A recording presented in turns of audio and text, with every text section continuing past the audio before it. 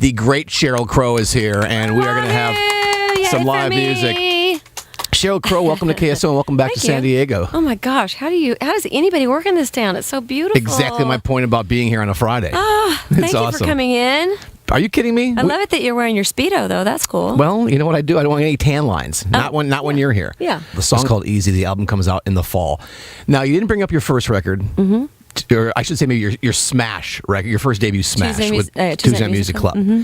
Now, the reason that Which was probably more country than what's getting played on country radio. Exactly my point. Now, we have a personal connection, I mentioned. Okay. In 1994, I believe is when it came out, right? And I think I was like 14 then. I think you were, because I was 12. No, I'm sorry, it's never polite. I was 17. Okay. A young man had an engagement ring in his pocket, took it and his girlfriend at the time to Northrop Auditorium in Minneapolis, Minnesota. It was I believe, a very chilly night. It's Minneapolis, so all odds are pointing that it was very chilly. Yeah. And it wasn't San Diego. It was not. Yes. But a young up-and-coming performer who had a smash on her song, on her resume, opened up for Blues Traveler. And I'm sure you don't remember that show. You've done so many of them, but that was the night I got engaged to my wife. Yes, I was that young man. Your entire show, I wish I could have said that I remembered every note you sang the entire time, because we were really into Blues Traveler at the time. And we had just gotten back from Red Rocks. We saw them with Widespread Panic. Yeah. And we went to see your show. That was in July. Yours was in the winter. Yeah. Because we're not that smart. We can't see you in the summer. And I can almost feel the ring pressing against my leg right now. I was so scared. Your entire set. I'm sure you were fabulous. And it may have been your best show. Right? I think she did. We've been married for 17 years. Oh my gosh. Okay, can I tell you something? Yes. I too was engaged to somebody from Minneapolis. Is that right? Yes. Okay. You sadly, were. Yeah, he was the second time I was engaged. Okay. Not the first and not the third. Okay.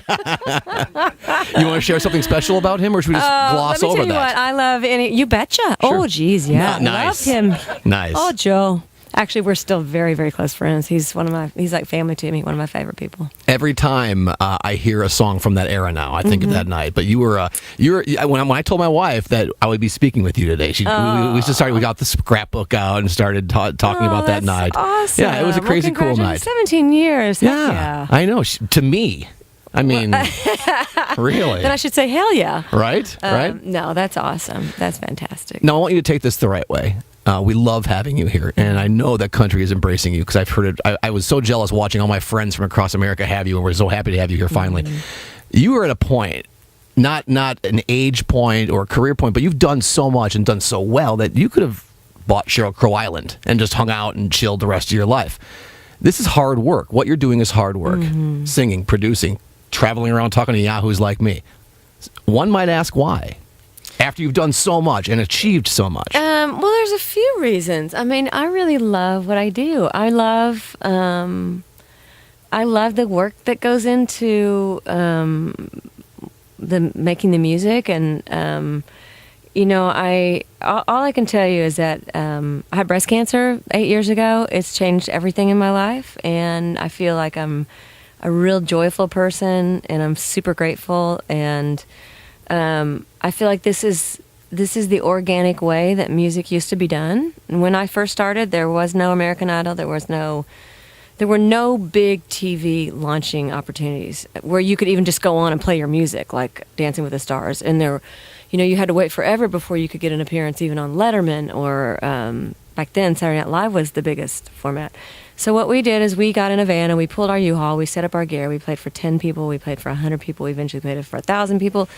The day we got a bus was like the biggest thing that ever happened. I won some Grammys, and that changed some things. You won 9 Grammys. I did. Yeah. But, all that to say, it wasn't like what it is now. I mean, and there wasn't all that money. I mean, people bought records. That's where the money was. It's different now. People don't buy records. But the bottom line was that you went out and you played music, and you won your fan base through word of mouth. There was no Twitter, there was no email, there weren't cell phones when I started. I mean, I sound like an elephant, but it is the way that it is. So for me, I'm doing what it is I did when I first started at alternative and pop radio. Sure.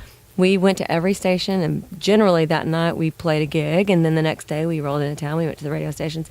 I played conference rooms. I played kitchens. I mean, the only place I didn't play was local bathrooms. You know, it was like, this is exactly what we did back then. So when the label said, do you want to do, you know, would you do a radio tour? I was like, heck yeah. I mean, that's what Loretta Lynn did. It's what everybody did in the early days. And I like to know who the faces are that are playing my music, because I hate to think that it's so political that that you don't know who it is that's playing your records.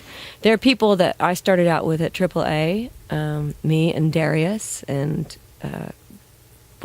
Counting Crows, and I know all those people. Yeah, I know their kid. I know about their families, and it would be sad to me that that we don't know the people that are, you know, responsible for us getting people to our concerts and things like that. She's super modest. She's won 9 Grammys. 26 times you've been nominated. Am I right? Am I in the right ballpark? 26 times? Yeah. Well, actually, honestly, I don't know that. I don't know. I don't know the number, but I mean, hey, it's. I'm from a small town. If you can imagine, I'm from a small town in Missouri. So the fact that, you know, you're so Midwest, you say Missouri.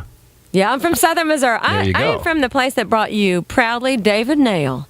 Beautiful. And Trent Tomlinson. Yeah, so. We're so happy to have you here. Well, the reason that the always empty conference room, even when we have conferences, is empty, is jam-packed, is because of you. We're happy to have you here, and welcome back to Country Radio. I mean, it's like you never even, it's like you were always here. Well, that's very, very sweet. You know, I'm funny. I'm very protective of the country fan base, and I've always been that way even before I got to country, because you know, it's what we listen to. It's what my friends in Boston, my friends in Kansas City, my friends in New York, my friends in LA, it's what we all listen to. Awesome. So. Anyway, it's nice to be here. Thank you for having me. Sheryl Crow has a new record coming out this fall. The single is called Easy. An honor to have her on John and Tammy in the Morning on KSON.